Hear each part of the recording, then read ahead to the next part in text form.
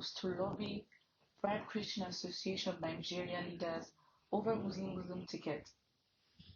There's fresh information regarding how the presidential candidate of the APC has initiated moves to lobby and bribe some leaders of the Christian Association of Nigeria to get their support for its Muslim presidential ticket.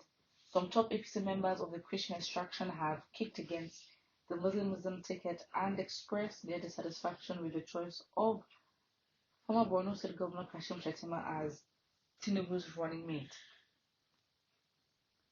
Both of them, Tinubu and Shettima, are Muslims, a combination that has triggered varying reactions since the former recently announced the latter as his running mate in Katsina. Tinubu is from southern Nigeria. Shettima, a former Borno governor, is from the Muslim-dominated northern part of the country. The APC Christian leaders have described the Muslim ticket as an insult, particularly as the party's leadership claimed that competence was the yardstick, implying that no Christian across the north possesses this quality. I think that's a bit far-reaching, but okay. Khan and the Pentecostal Fellowship of Nigeria have both kicked against the team of Tinubu and Shettima as the presidential and vice presidential candidate of the ruling party. Some respected party members have either quit their membership or stepped back from the APC's presidential campaign and are now ready to hit the streets to drive home their grievances.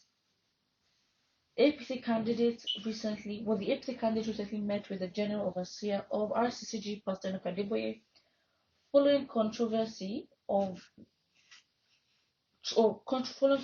trading the Muslim tickets. Host at the weekend told Sahara reporters that Tinubu has set up a team of eminent persons who he was scheduled to meet the Christian leaders within the party and faith-based organizations like CAN, PFN, and the Catholic to appeal to them to secure their support.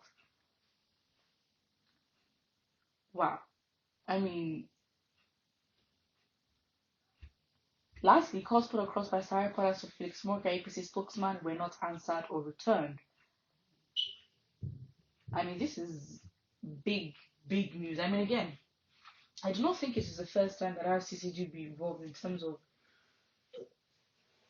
having support. I think Oshibanjo was a pastor or is still a pastor at RCCG, and so at that time the endorsement by him being a pastor was sort of, I don't know if Adeboye said anything specific, I can't remember, but the fact that he was a pastor in RCCG sort of made everyone assume, okay, fine, I mean, the church must obviously support. But for the fact that Tinubu is planning all these meetings, again, if you're really willing to, as I say, unite the country, it really isn't about competence.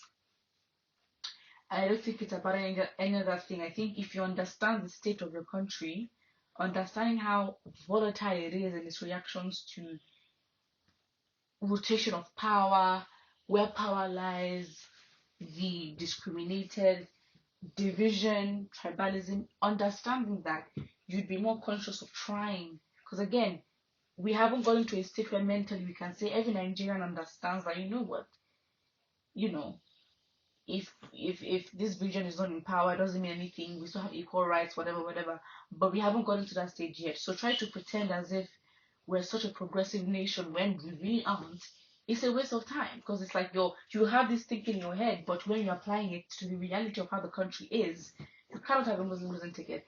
And so, in consciousness of actually trying to unite, because your party, APC, had done a fantastic job in separating and being unresponsive to issues of different regions, which further divides all the tribes. So now you doing this based on religion, not on tribe, is now a problem, because you're helping to further divide the population. Which, if you are really conscious and you take into account the people, the pool of different tribes that you are serving, you have to take everyone on board.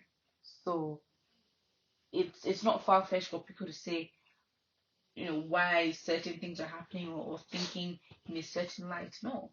I mean, given the kind of country that you have and the kind of people that you have, it cannot be you cannot make moves like that. But they've chosen to do that. And the thing is, in my opinion, why are you reacting? Just don't vote for them. It's as simple as that. Do not vote for them. But if you're in the focus your energy on trying to get votes and solidify who your candidate is, again, if people are stepping down, they're going for the structural, I mean, they're literally begging and trying to get support, the pressure is getting to them, leave them to it. But the fact is, if you don't agree, you don't have to force them to change it. Just don't vote for them, because they're not your only option. It's not a must that they must be in power. If they don't give you what you want, find it somewhere else. This is your life we're speaking about. You don't stick with a party that has shown you for 8 years that they are so incompetent. What more do you need? Food for thought.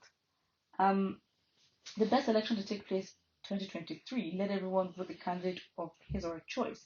If you vote based on tribal or religious affiliate, we would all suffer the consequences.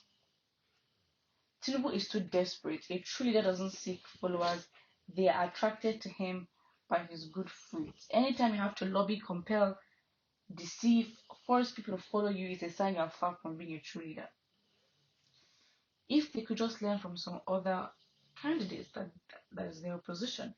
And it's very true. Again, it's because, again, if you compare Labour Party and APC, again, one party obviously has had the experience, but then when it comes to desperation, and we're talking the levels they're willing to go, again, we can understand fine.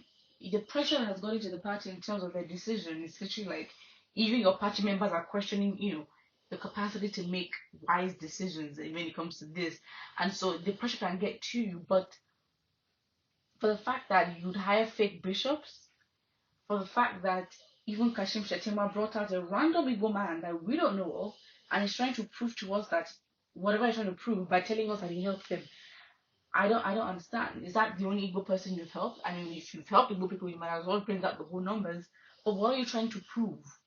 They have just been trying to prove themselves rather than just compete. And it sets them behind.